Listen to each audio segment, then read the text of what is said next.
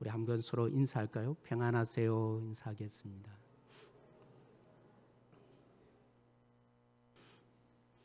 지난주에 나오시고 혹시 못 나오신 분이 있습니까? 꼭 이번 주에 2탄을 하니까 나오라고 했는데, 그죠? 오늘 찬양 참 감사합니다. 오늘 주제와 너무나 딱 맞는 이렇게 연주를 통해서 사실 제가 참 좋아했던 찬양이었어요. 한때 이 찬송 다시 한번 기억나게 해주셔서 감사합니다. 여러분, 제가 질문합니다. 고난을 즐기는 사람 있습니까?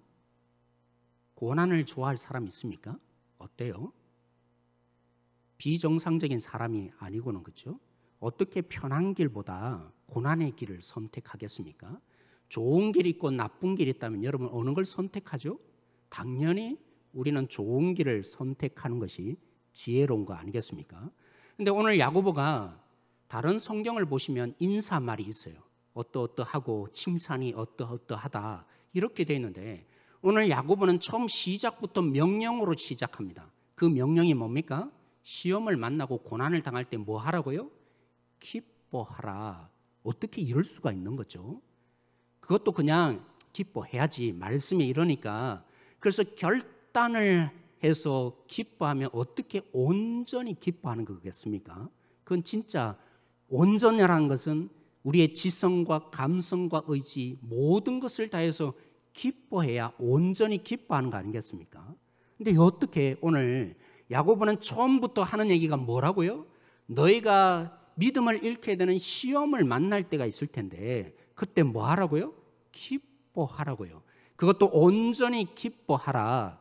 이게 어떻게 가능하겠습니까? 사랑하는 성도 여러분, 영국의 웨스트민스터 대학에서 공포와 공포 영화와 또 칼로리 소모를 이렇게 연구를 했습니다. 별별 거 다 연구한다, 그죠? 뭐와 뭐를 연관시켜서 연구했다고요? 공포 영화와 칼로리 소모, 우리 몸의 칼로리 소모를 얼마만큼 관계가 있을까 연구를 했습니다. 근데 가장 칼로리를 많이 소모하는 공포 영화, 그 공포 영화는 성인 남성이, 그죠? 40분간 자전거를 탄 만큼 그만큼 열량을 소비하더라는 겁니다. 여러분들이 혹시 그래서 오늘부터 공포 영화 보시고 그러시면 안 됩니다. 뭘 연구하고 싶어서 이런 거죠? 칼로리 소모와 공포 영화가 어떤 관계가 있을까? 그래서 연구해 보니까 정말 무서운 공포 영화 본 사람들이 얼마만큼 칼로리를 소비했다고요? 성인 남성이 40분간 자전거를 탄 거와 똑같았다. 그렇게 연구 결과를 내놓았습니다. 정말 어려운 용어인데요. 제가 읽어보겠습니다. 두려움에 세로토닌, 도파민, 글루타메이트 뭐 이런, 그렇죠, 부분들의 우리 몸에 있는 부분들의 이걸 방출시킨대요. 이것들은 다 뭐와 관계되냐면 면역 체계. 그래서 공포를 느끼면 뭐가 우리 몸에서 나온다고요? 면역 체계가 좋아진다. 이런 연구 결과가 나왔습니다. 사랑하는 성도 여러분, 하나님은 뭐든지 다 아니까 뭐 과학적인 연구 필요 없이 뭐라고.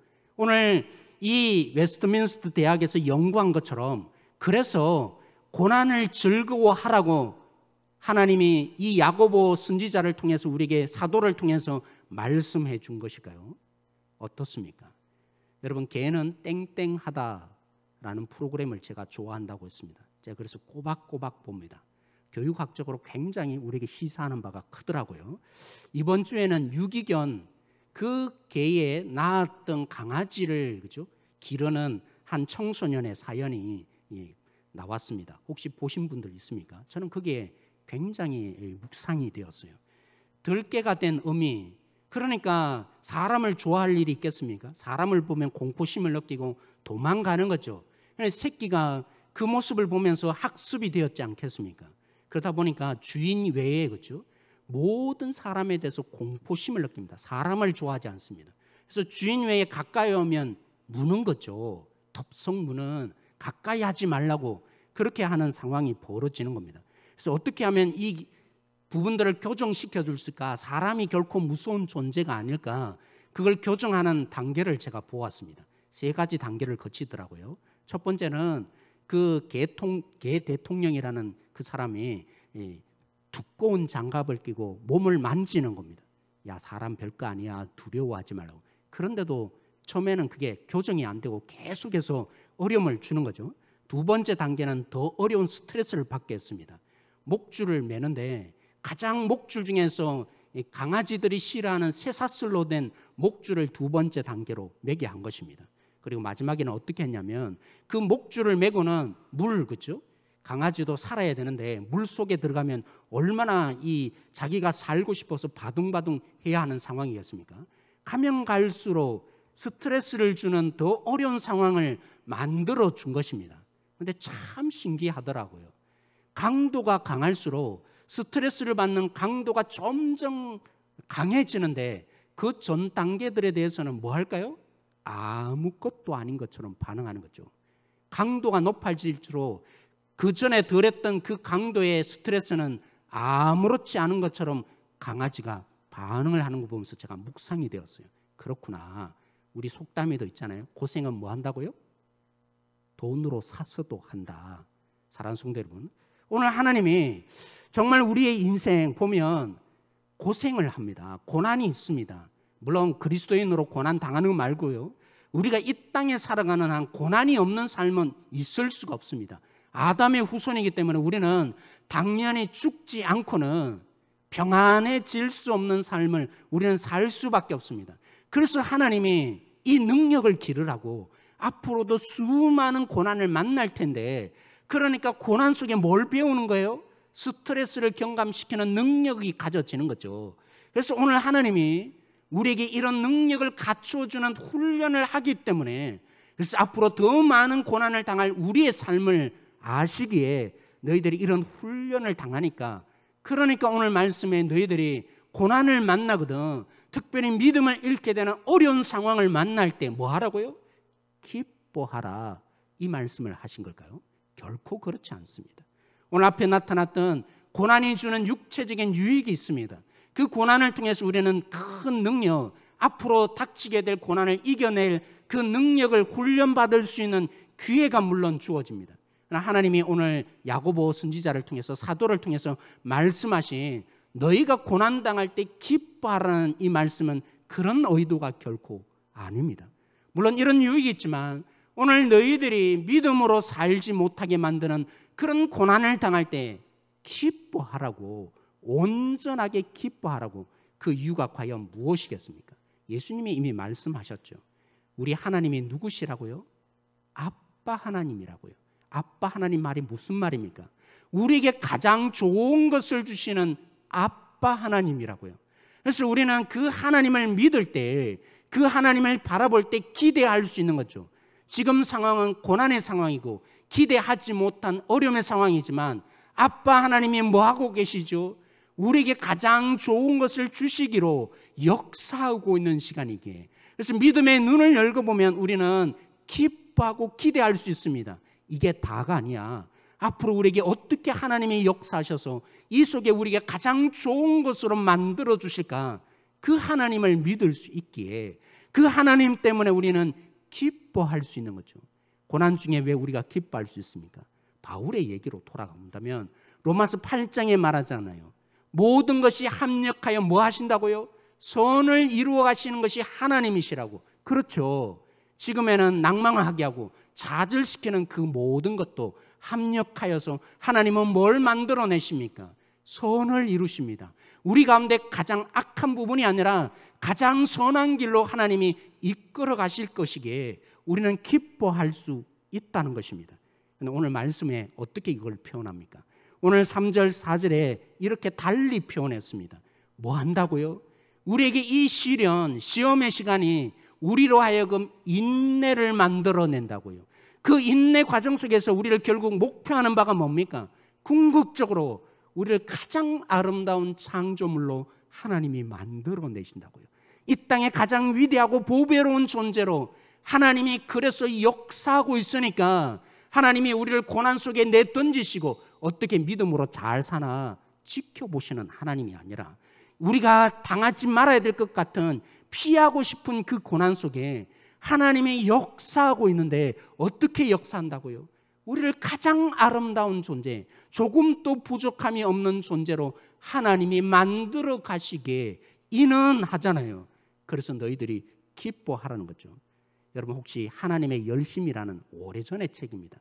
박영선 목사님이 지었던 책 혹시 읽어보셨습니까? 거기 보면 고난에 대해서 이렇게 비유했습니다.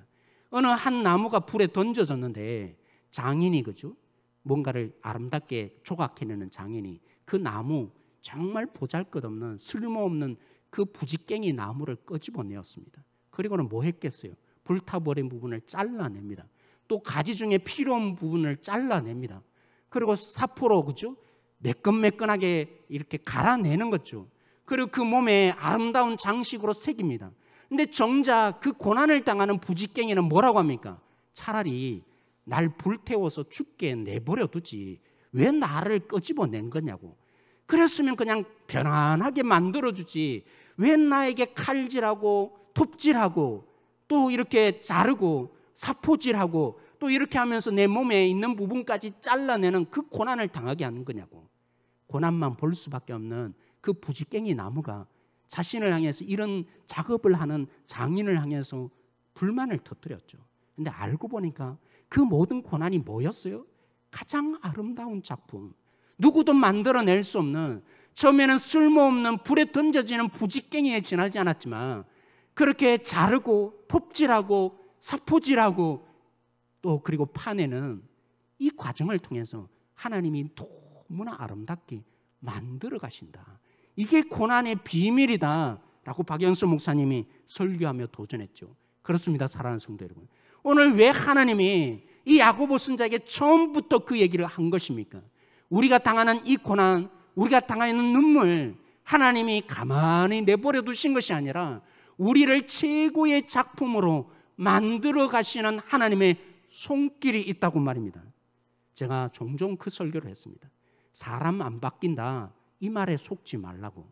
제가 오늘 말씀을 보면서 묵상이 되었어요. 왜 그럴까?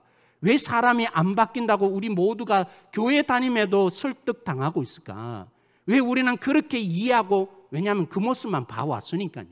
우리들의 모습을 보면 정말 절망적일 때가 많잖아요. 아니, 예수님 믿었는데 왜 저 모습으로 살까? 나도 그렇고 결단하고 결심했는데 또 넘어지고 옛날 습관으로 또 돌아오는 내 모습을 보면서 우리 모두는 종종 설득당합니다. 사람은 원래 안 바뀌는 거라고. 근데 제가 묵상이 되었어요. 왜 우리가 이렇게 설득당했을까? 왜 이것만 보여주고 있을까? 교회의 대부분 뭐 때문에 옵니까? 문제 해결 때문에 옵니다. 소원 성취를 위해서 옵니다. 어렵고 힘드니까 뭔가를 붙잡기 위해서 교회에 옵니다. 물론 그럴 수밖에 없죠. 처음에는 하나님을 모르니까 다 그럴 수 있습니다. 충분히 그럴 수 있습니다. 힘드니까 붙잡아야죠. 하나님 도와달라고 해야죠. 이 문제 해결해 달라고 해야죠. 그게 결코 틀린 얘기가 아닙니다.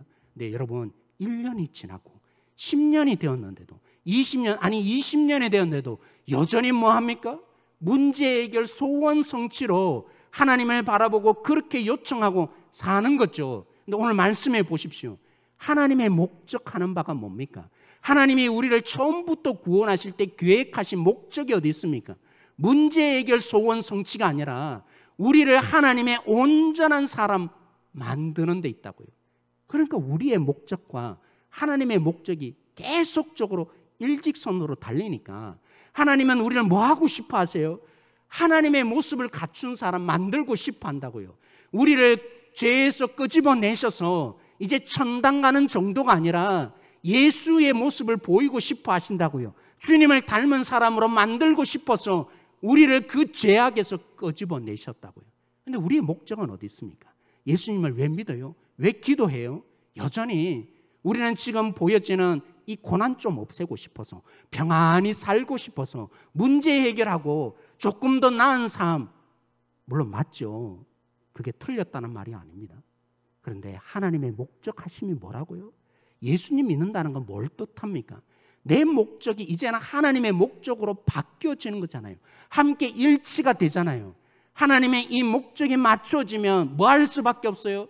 하나님이 우리를 구원하여서 오늘 야고보 선지자가 얘기한 것처럼 하나님의 목적은 우리를 죄에서 끄집어내는 것에 목적이 있는 게 아니라 하나님의 사람으로, 하나님의 향기가 나타나는 사람으로, 하나님의 빛이 되고 세상에 소금 되는 사람으로 그렇게 우리를 구원하시는 것이 목적인 거죠. 그래서 하나님의 목적에 맞춰지기 시작하면 1년이 지나도 안 바뀌던 우리들이 바뀌어질 수밖에 없는 거 아니겠습니까? 아니, 이런 말이 있습니다. 목사들 속에서 목사의 똥은 개도 안 먹는다, 이런 말이 있습니다. 여러분 아세요? 저는 그 말을 이제 좀 바꾸고 싶어요. 한편으로는 이 말이 뭘 뜻하는지 잘 아시잖아요. 개가 어떤 때는 똥을 먹어요. 자기 똥도 먹고 그렇게 해요. 그런데 목사의 똥은 절대로 개도 안 먹는다는 거죠. 혹시 모르는 분이 있습니까? 나중에 저에게 물어보세요. 이게 뭘 뜻했는지. 근데 저는 바꾸고 싶어요. 이제 좀 이 말을. 제가 담임 목사 되고 많은 부분들에 있어서 감사해요. 처음에는 저도 참 이 부분들이 묵상이 안 돼서 힘든 거 사실이었습니다. 근데 부목사 때와는 달리 많은 책임과 고민과 갈등이 저에게 더 많이 안겨진 거 맞아요. 힘들어요. 어려운 점이 있어요. 그런데 그 속에 뭘 경험해요? 부목사 때와는 다른 하나님을 경험해요. 그 속에 하나님의 역사하시고 붙들어 주시고 인도하시며 살아계신 그 하나님, 부목사 때와는 다른 더 놀라운, 왜요? 고난이 있으니까 나를 붙드시고자 역사하시는 하나님을 더 생생히 경험하는 거죠. 저 정말 왕자병에 걸렸어요. 나만한 사람 없다고 생각했어요. 제일 고치기 힘든 병이 뭡니까? 왕자병이잖아요. 저는 왕자인데 하나님 나라에 구원하신 우리 모두가 누굽니까?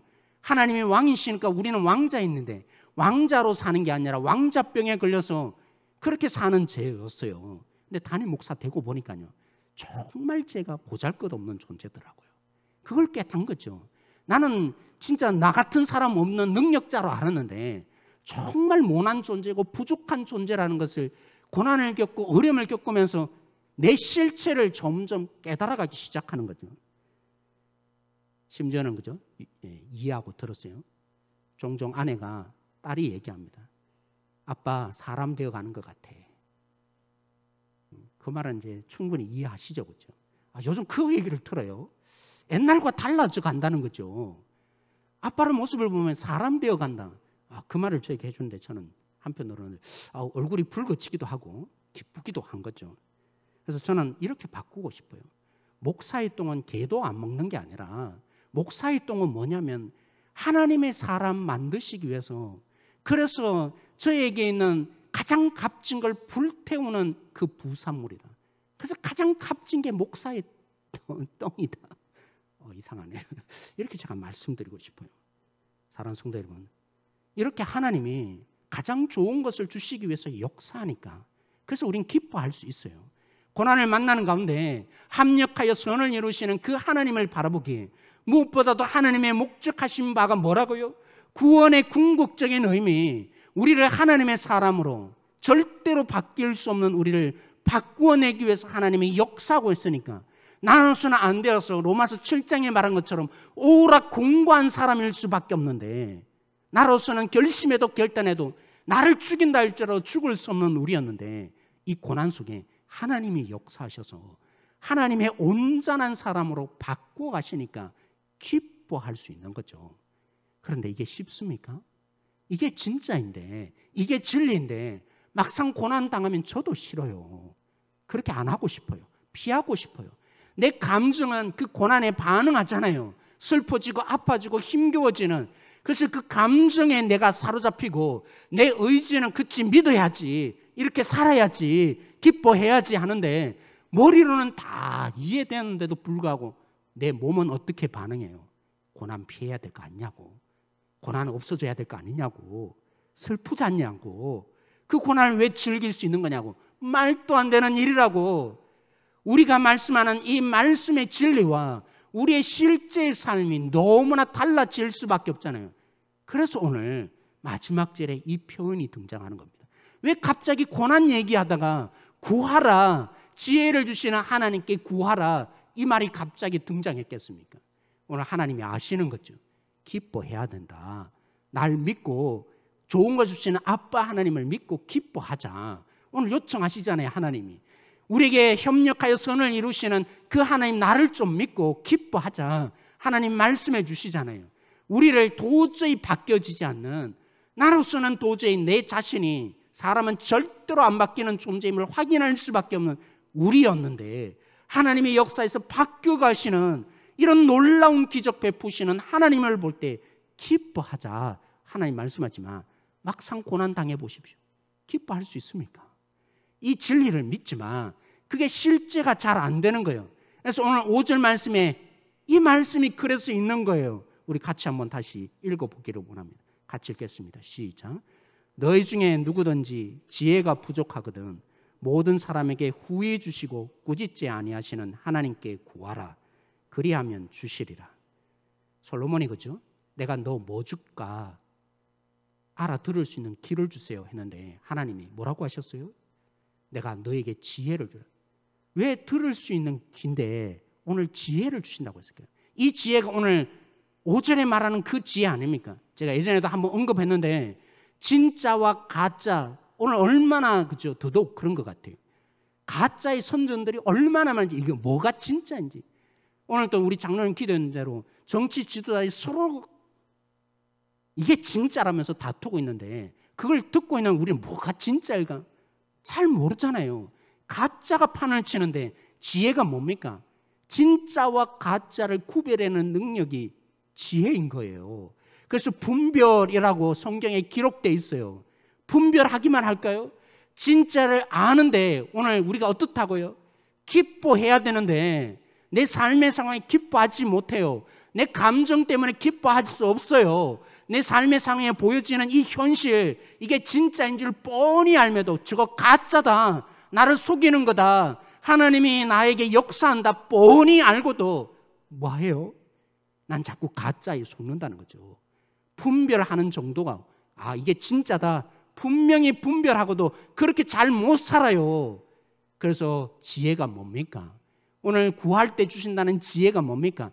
가짜와 진짜를 분별해내는 정도가 아니라 그 진리대로 살게 하는 능력 그게 오늘 지혜인 거죠. 그래서 오늘 뭐라고 합니까? 나 안다. 나 믿으라고 하고 기뻐하라고 하지만 잘 안 되지. 그래서 하나님이 우리의 상황을 너무나 잘 아시는 하나님이 뭐까지 말씀하세요? 우리가 그 진리가 진짜가 될 수 있도록 방법까지 가르쳐 준 거예요. 어떻게 하라고요? 나에게 구하라고. 지혜를 달라고 구하라고. 그래서 그 진리대로 진짜 살아가는 존재가 되게 하라고 하나님 말씀하신다고요. 근데 우리 속성을 잘 보십시오. 아니 내가 알려줬는데 네 마음대로 하다가 그래 그 꼴 났잖아. 이게 하면 성공한다고 잘 할 수 있다고 했는데 에이 무슨 그렇게 해서 성공하냐고. 그 가짜야. 난 내가 원하는 대로 내가 경험한 대로 할 때야. 그러다가 네가 큰 코 다쳤지. 그 보라고. 이게 우리 심정 아니에요. 그죠? 내가 충고해 주는데도 가르쳐 주는데도 그 뜻대로 안 하고 자기가 원하는 대로 가면 우리는 그런 마음 들잖아요. 실패하면 꽃이다고. 이게 표준어 맞아요? 너무나 고소하다고. 그 보라고. 내 말 안 듣는 거 너 그렇게 된 거라고. 우리는 그런 마음 가지잖아요. 그리고 지금 그 내가 말해준다고 너 안 들을 게 또 뻔하니까 또 달리 갈 게 뻔하니까 지금 이 정도는 안 된다고. 더 깊숙이 내 진리를 깨닫고 나의 말에 동의하고 귀를 기울일 그때까지 너 고난을 더 당해봐야 된다고. 이게 우리 심정이잖아요. 근데 하나님이 어떤 분이라고요? 그래서 오늘 뒷부분에 표현하잖아요. 후히 주시고 뭐 한다고요? 꾸짖지 않는 하나님이라고. 하나님은 우리와는 달라요. 그래 내 말 안 듣더니 너희 그런 길로 가서 실패했지. 더 당해봐야 하는 거야. 나에게 순종할 때까지 너희들 내가 들어주나 봐라. 기도해봐라. 나 응답하지 않을 거야. 구해도 내가 응답하지 않을. 우리 하나님 그런 하나님. 그렇죠? 우리와는 본질적으로 다르다. 그렇죠? 그래서 하나님에 대해서 오늘 이렇게 표현하는 거예요. 또 구해라. 너희 실패해서 너 또 넘어졌지. 그렇지만 하나님은 어떤 분이시라고요? 또 와서 하나님 가르쳐 주세요. 깨닫게 해주세요. 이럴 때마다 하나님은 뭐 하시는 분이라고요? 옛날에 자기 말을 안 듣고 자기 뜻대로 결정한 그 모든 것을 기억해내서 응답하나 봐라. 이런 하나님 아니라고요. 하나님은 여전히 돌아오기만 한다면, 구하기만 한다면 하나님의 이 지혜, 하늘의 지혜를 주셔서 진짜와 가짜를 구별해내는 지혜를 주시고 그 진짜대로 살아갈 수 있는 능력의 이 지혜를 하나님이 허락해 주시는 분이시라고요. 그러니까 뭐 해야겠어요? 진짜와 가짜를 구별해내는 이 지혜를 구하는 자로 우리가 살아가야 하지 않겠어요? 그럴 때 우리는 진짜 고난을 받을 때 기뻐하는 자가 되고야 말 것입니다. 제가 양해는 구하지 않았지만 이번 주 한 집사님으로부터 카톡으로 기도 제목을 받았어요. 쉬운 길이 있는데 그 쉬운 길로 가지 않고 어려운 길을 선택. 하나님을 믿고 싶어서 그 어려운 길을 선택했다. 저는 그 글을 읽으면서 그죠? 너무나 기뻤어요. 왜냐하면 저 소망이 보여져요. 우리 청년들 보면 우리 청년 사역자들이 그 얘기를 해요. 지금에는 다들 어려운 거 안 하려고 합니다.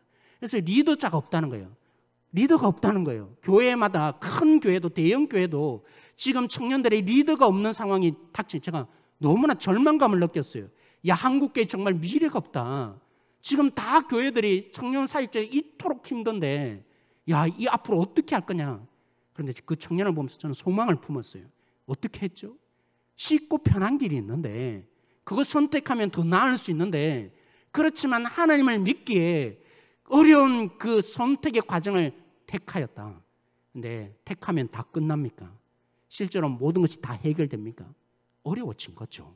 어려운 길을 선택했는데 쉽지 않은 거죠. 그래서 그분이 그런 고백을 저에게 해주셨어요. 권사님이 목사님 인생 가운데 가장 큰 어려운 시기를 보내고 있는 것 같다고. 눈물을 흘리면서 집을 이렇게 공부하러 갔는데 목사님 좀 기도해 주세요. 근데 한 4시간 지나서 다시 톡이 왔어요. 그 톡에 그 자녀의 고백이 담겨 있었다는 거죠. 기도해 주셔서 감사합니다. 지금 마음이 평안하다고. 그러면서 찬양 그 악보를 하나 그죠? 이렇게 자신에게 보내줬는데 제가 그걸 보고 처음 보는 악보였어요. 제가 들어봤죠. 저도 그런 시험의 기간이 있었으니까 신대원 들어갈 때 얼마나 힘들었는지 몰라요. 그래서 그 마음이 공감이 되니까 어떻게 이 찬양이 있는가 제가 들어봤습니다. 이 시간 우리 함께 한번 이 찬양의 내용을 한번 시청해 보도록 하겠습니다.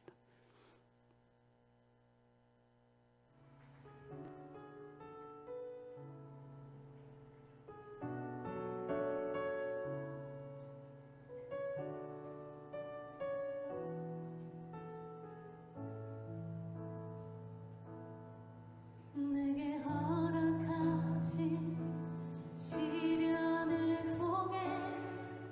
허락하신 시련을 통해 나의 믿음도 강하게 자라나고 험한 산과 골짜기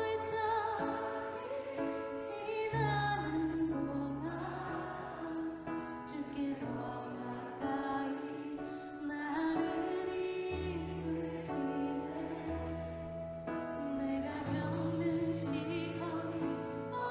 이끄시네. 내가 겪는 시험이 어렵고 힘겨워 내 주님보다 크지 않네. 내 앞에 나아가 갈라지지 않으려 주가 나로 바라위 걷게 하리. 나는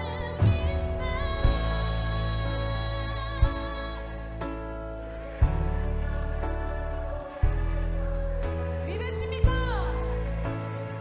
나는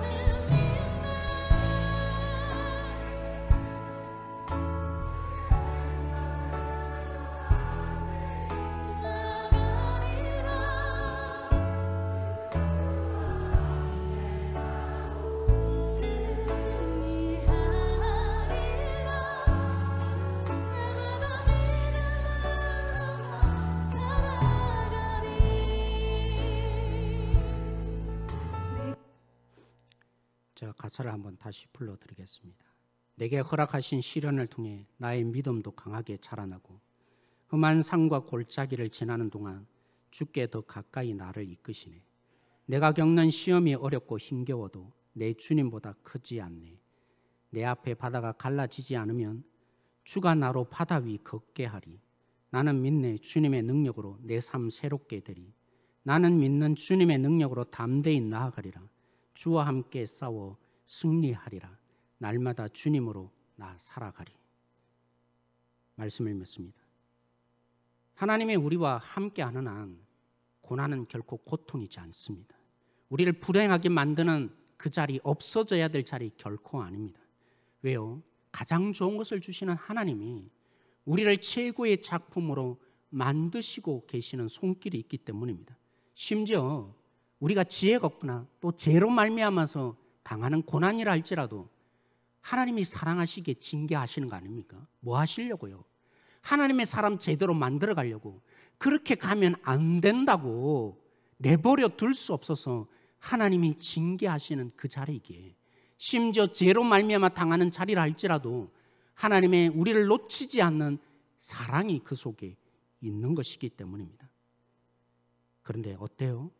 그럼에도 불구하고, 이 말씀이 있음에도 불구하고, 좋은 것을 주시는 하나님인 것을 알며도 불구하고, 합력하여 선을 이루시는 하나님을 알며도 불구하고, 우리를 하나님의 사람으로 바꿔주시는 하나님의 역사가 있는 걸 알면서도 막상 고난을 당하면 쉽지 않아요. 피하고 싶고 힘겨워요. 그래서 뭐 하자고요? 꾸짖지 않으시는, 후회 주시고 꾸짖지 않은 하나님께 나아가셔야 된다고요. 우리 모두 하나님께 나아가십시다. 그래서 우리로서는 절대로 바꿀 수 없는 우리 자신의 진정한 변화, 하나님의 존귀한 작품이 되는 우리 모두가 되십시다. 지난주 말씀과 연결시켜 볼게요. 세상에 고난이 당연히 있지만 우리는 더더욱 이중적인 고난을 당할 수밖에 없다고 그랬어요. 그리스도인은 이 땅에 사는 한 고난을 당하게 되었다고. 그러니까 이왕 고난을 당할 바에야 말씀으로 고난 당하자고 했습니다. 그런데 그것이 고난이라고요? 오늘 말씀으로 연결시키면 결코 고통, 눈물 짓는 고통이 아닌 것입니다. 기쁨인 것입니다. 우리가 하나님의 자녀이기 때문만 당할 수 있고 하나님의 자녀임을 증명해내는 것이며, 오늘 이 땅 가운데 우리를 통해서 역사하시는 하나님 때문에 가장 좋은 것으로 바뀌어지는, 절대로 우리 스스로는 바뀌어질 수 없는 우리가 주님의 글작품으로 바뀌어지는 역사가 있기에 우리는 이 주님을 바라보고 기뻐할 수 있습니다. 저 그런 모습이 이제 좀 보이고 싶어요. 제가 반성을 많이 했어요. 어떤 권사님이 저에게 말씀하시더라고요. 목사님, 너무 힘겹게 사역하지 마세요. 기쁘게 하세요. 처음에는 저는 너무 우둔해서 하나님의 저에게 들려주는 메시지를 알아들을 수 없었어요. 뭐 정말 죽느냐 사느냐의 문제가 달려있는데, 성도들이 사느냐 죽느냐의 문제가 달려있는데 어떻게 가볍게 사역할 수 있냐고 제가 그렇게만 들었거든요. 근데 오늘 말씀을 묵상하면 그게 아니더라고요. 기뻐하라고. 이런 의미가 있으니까 기뻐하라고. 하나님이 어떻게 바꾸어 가실 것을 바라보는 믿음의 사람으로 역사하는 거 바라보고 기뻐하십시다.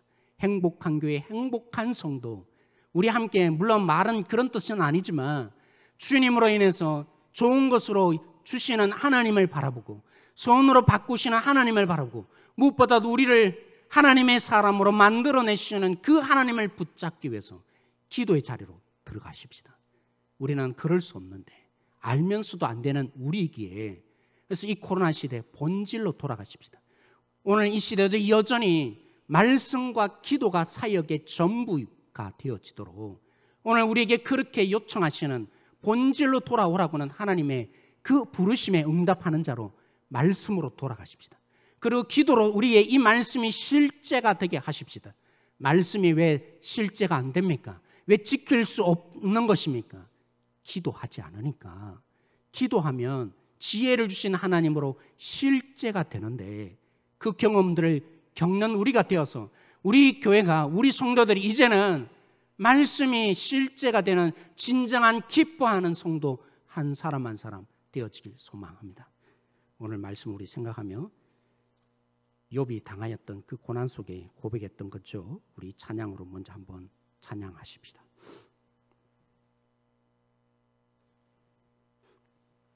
주가 보이신 생명의 길, 이 찬양하고 우리 함께 기도하도록 하겠습니다.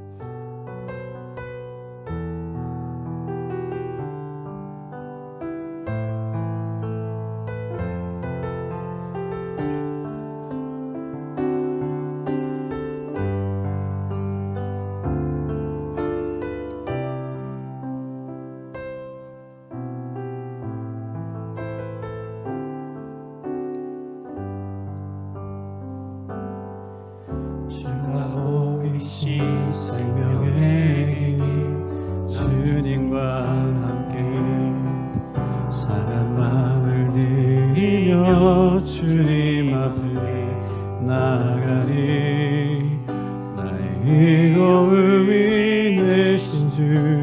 그 이름 예수 나의 길이 되신 이름 예수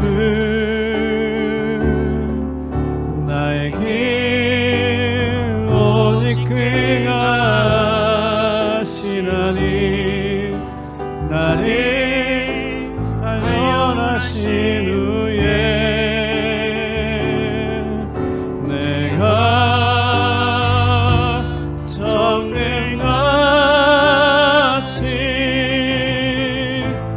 나오리라.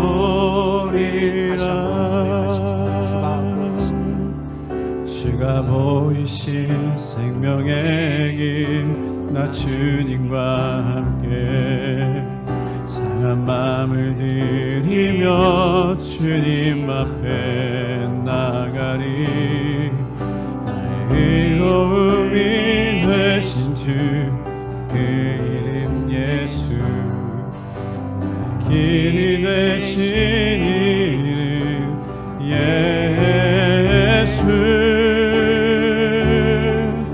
나의 길 오직 그가 하시나니 나를 단련하신 후에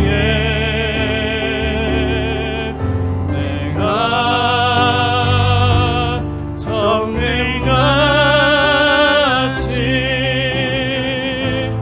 나오리라. 나의 길 나의 길 오직 그가 하시나니 나를 단련하신 후에 내가 정금같이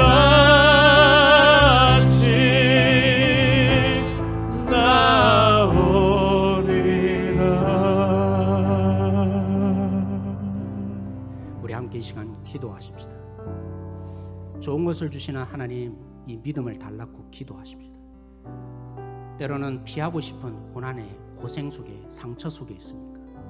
합력하여 선을 이루시는 그 주님을 바라보고 기도하십시다.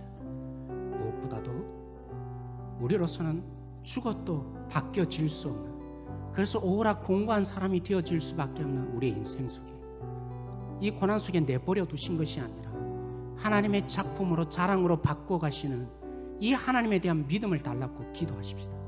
이 지혜를 달라고 기도하십시다. 진리에 대한 동의 정도 수준이 아니라 그렇게 살아가는 자로 오늘 이 능력의 지혜를 달라고 하나님께 기도함으로 나가십시다.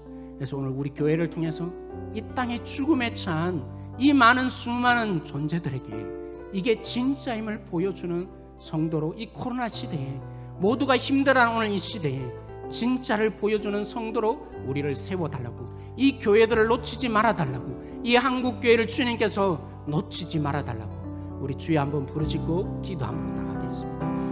주여, 오늘 여기 가운데 역사하여 주옵소서. 좋은 것을 주시는 아빠 하나님을 믿음을 허락하여 주십시오. 우리 가운데 협력하여 선을 이루시는 주님에 대한 믿음을 허락하여 주십시오. 오늘 우리를 바꾸어 가시는 주님의 사람으로 만들어 가시는 예수님의 손길을 보게 하여 주십시오. 하나님, 이렇게 말씀하심에도 불구하고 우리는 주님을 선택하지 못하고 또 넘어지며 좌절하고 낭망하며 주님의 말씀 앞에 서지 못하고, 오늘 우리에게 이 말씀으로 역사하여 주십시오. 인내함으로 주님이 주시는 지혜가 있을 때까지 견뎌 나가는 자가 되게 하여 주십시오. 이 코로나 시대에 우리 교회 속에 하나님 너무나 힘듦을 보게 됩니다. 오늘 여기 속에 주님 기뻐함을 허락하여 주십시오. 주님이 허락하시는 진정한 능력의 기쁨을 우리 모두에게 허락하여 주십시오. 주님이 허락하여 주시는 진정한 능력의 눈물의 기쁨이 되게 하여 주십시오. 우리를 세우시며 바꾸어 가시는 하나님의 사람으로 능력으로 세워 가시는 이 주님을 바라보시고 우리 한 사람 한 사람 되게 하여 주십시오. 주의 그 능력으로 역사하시고 하나님, 욥이 말한 것처럼 앞으로 가도 하나님이 보이지 않습니다. 좌로도 우로도 주님이 보이지 않을 때가 있습니다. 나만 이 세상에 홀로 이 고통을 당하고 어려움 속에 놓인 것 같습니다. 하나님, 하나님은 분명히 말씀해 주셨지만 좋은 것을 주시는 아빠라고 말씀해 주셨지만, 그리고 우리에게 합력하여 선을 이루어내시는 하나님이라 말씀하시지만, 우리를 본질적으로 바꾸기 위해서 역사하고 있다고 말씀하시지만 우리의 삶이 만만하지 않습니다. 하나님, 이 믿음으로 살기가 어렵습니다. 그러므로 오늘 우리가 함께 기도했습니다. 이 지혜를 주셔서 진짜와 가짜를 구분해낼 뿐만이 아니라 그 진리에 우리 자신을 헌신할 수 있는 이 지혜의 능력을 우리에게 허락하여 주십시오. 오늘 또 넘어진다 할지라도 후회 주시고 꾸짖지 않는 하나님이지 않습니까? 하나님께 돌아오기만 한다면 또 기뻐하시며 이 지혜로 우리 속에 역사하실 하나님을 우리 속에 있기에 오늘 또 소망이 있습니다. 이제는 기뻐하겠습니다. 오늘 또 이 하나님으로 인해서 기뻐하는 삶이 되게 하여 주십시오. 주께서 온전히 통치하심을 믿으며 예수님의 이름으로 기도합니다.